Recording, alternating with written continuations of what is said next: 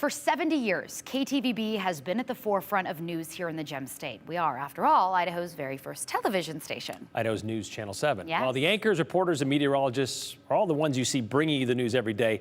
So much goes on behind the scenes that you don't see.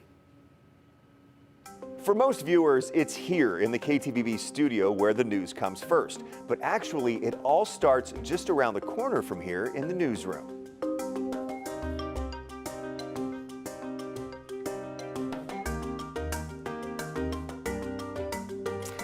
It's here in the newsroom, and no, this is not a backdrop. This is our actual newsroom.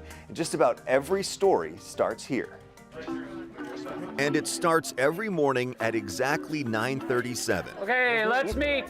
A tradition started by KTVB's first general manager, Bob Kruger. All meetings, parties, any KTVB function starts on the 7s. For a while, we even did weather on the 7s. Any announcements before we get started? Reporters, anchors, producers, editors, everyone gets together to go over what's happening that day and to pitch stories. So I filed a public records request yesterday to get all of the applicants between December and April. If you didn't know, and Gary and I have looked at this, the state of Idaho public record has everyone's salary. And we were doing this yesterday as a 208. And it looked like there was someone that was being paid $4.6 million. So it drew a major red flag. It's an extremely pressure-driven, deadline-driven environment. Everybody is on deadline, everybody. And different deadlines too, because there's different newscasts. People are running in and running out, and it's noisy, there's a scanner going. People scrambling to make broadcast time every day, all day long. It's just a totally different environment than what most people work in. But the newsroom hasn't always been so vibrant. Tom Brokaw called it disgraceful. Yep, that Tom Brokaw. It was drab, industrial, even austere. Tom came in 1988 and took a tour of our newsroom, and it was a pretty lousy place to work. So when I was first hired, one of my assignments was to remodel the newsroom. Which he did. And it's undergone several remodels since KTVB moved into its current building in 1971. 5 minutes the update. 5 minutes the update. Even the famous NBC chimes make their appearance multiple times a day. But not everyone is here to hear them. That's because they are working out in the field. I'm Allison Uten at the Kennedy Space Center with a special presentation. You go out with a photographer and you would shoot your stories. And depending on the decade, those stories were shot on different recording devices. Film, 3/4-inch tape, beta tape, VHS tape, and these days they're shot on a digital SD card. When I arrived here in '75, it was before portable videotape, so we were all shooting film. So you go out with your sound cameras and shoot your story, then you have to come back, put it in the film processor, which was always a gamble.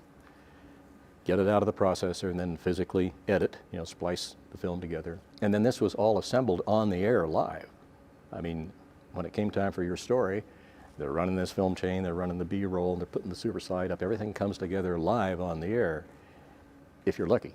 And we weren't always lucky. As the decades went on, editing became more mobile.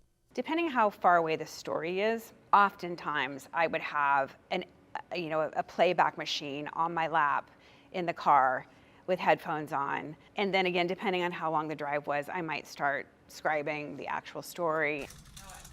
From start to finish, most stories turn day of, giving reporters a few hours to turn this. We reached out and we asked Transparent Idaho and the state controller, is somebody making $4.6 million?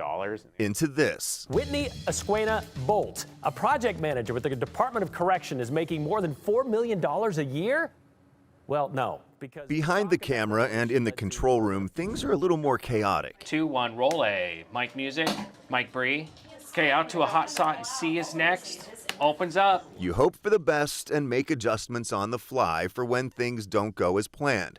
Because if we're being honest, No package. No package. they rarely do. Go on cam. Or We're on video, cam. video. We're holding. How do we get the prompter? Hold on. There were times when the prompter would go down like every other show. I'm going to drop 4 and then I'll move it to the cut-in. But you had to be prepared for it. You had a plan A and a plan B, and if you had to go to plan C, that might be, let's go to commercial break. Mike Doug. But the show must go on because the news comes first. Stand by 4. Turn. Take 4 up. Stand by A. 5, 4, 3, 2, 1, out. There were people who have actually ran the prompter for us at times. Not too long ago, not in the too distant past, but. Now we just do it ourselves. And we have a foot pedal for people who can't see. And I want to point out, this is why we have these. Yeah. Because in case the prompter does go out, we have our handy dandy rundown. There you go. Right here, and we can just go off of that. That's why you ever see us looking down. That's I why. go back before we had a prompter. Yeah. We never had them. People had just had to paper. read it off scripts. Yeah, just scripts and keep on going like that. And I remember when the lead story at the night, 30 years ago, was an accident on Fairview Avenue. No. Yeah, that's it. Doesn't take any of our attention out. Or the lights went out at Cullen Fairview and police had to direct traffic. That was the big stuff. news. That There was going no on. crime. It was, There was, yeah. Not much. Very little. Yeah, you know, so really amazing at that time Incredible. too. So, And now but you we've get grown cool with it. tools to do the weather. Yes. That was a cool Huge. story we did, what, 2 weeks ago on that? We did, yeah. So that's totally changed.